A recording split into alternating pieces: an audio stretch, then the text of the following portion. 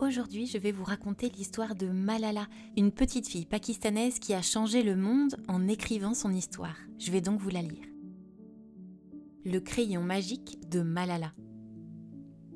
Croyez-vous en la magie ? Quand j'étais petite, je regardais à la télévision les aventures d'un enfant qui avait un crayon magique. S'il avait faim, il dessinait un bol de nourriture et celui-ci apparaissait.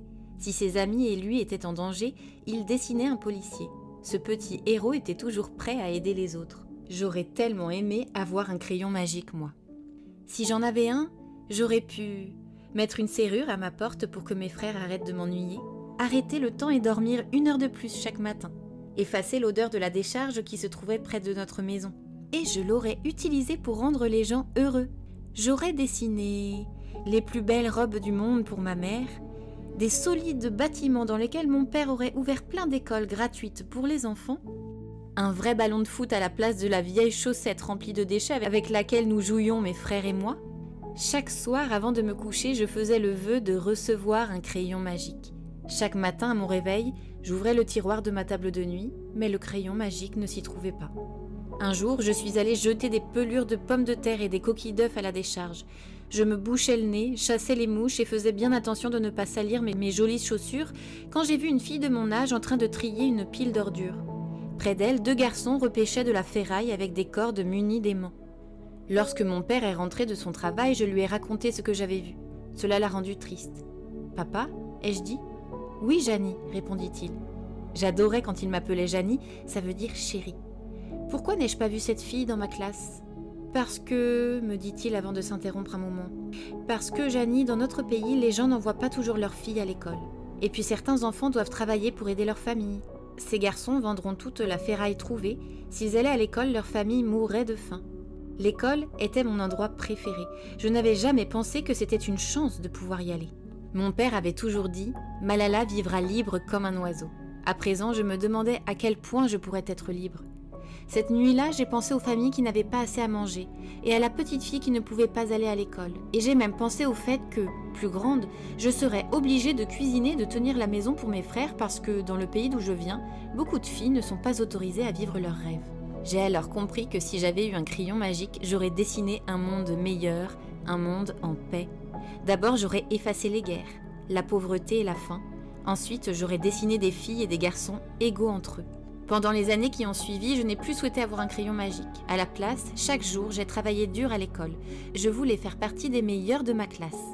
Malheureusement, peu après, des hommes puissants et dangereux ont déclaré que les filles n'avaient plus le droit d'aller à l'école. Désormais, ils parcouraient les rues de notre ville avec des armes. Une par une, les filles cessèrent de suivre les cours. « Papa, où sont les autres élèves ? Elles ne se sentent plus en sécurité ici, Janie.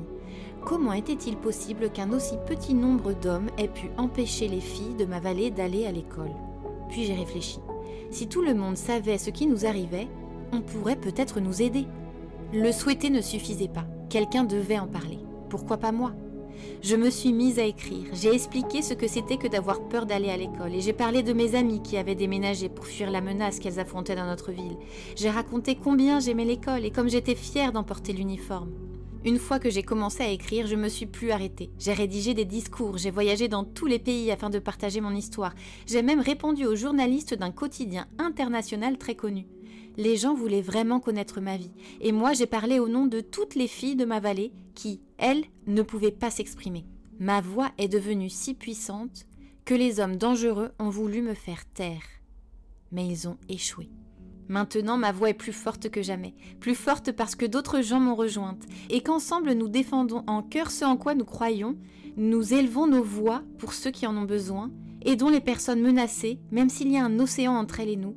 Pensons le monde comme une seule et même famille. Croyez-vous toujours à la magie ?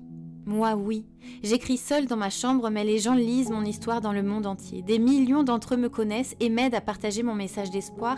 Très souvent, nous découvrons la valeur de nos voix lorsque nous sommes réduits au silence, exactement comme nous comprenons l'importance de la lumière une fois dans l'obscurité. J'ai enfin trouvé la magie que je cherchais dans mes mots et mon travail. Je suis Malala. J'ai toujours souhaité faire de ce monde un endroit plus paisible et tous les jours, je travaille pour que mon vœu se réalise. Un enfant, un professeur, un livre et un crayon peuvent changer le monde. J'espère que mon histoire vous permettra de découvrir la magie dans votre vie quotidienne et d'oser dire ce en quoi vous croyez.